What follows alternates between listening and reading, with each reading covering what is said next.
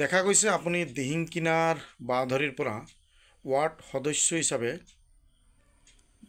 প্ৰায় 200ৰ ওপৰৰ ভোটত আপুনি জয়যুক্ত হৈছে, কি ক'ব?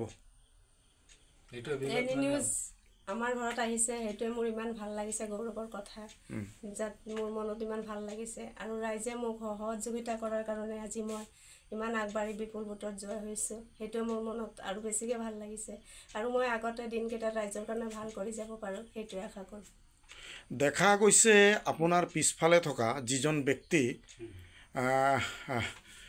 নিৰঞ্জন দাস, এইজন ব্যক্তি দেখা গৈছিল আপোনাৰ লগত বিভিন্ন সহযোগিতাত।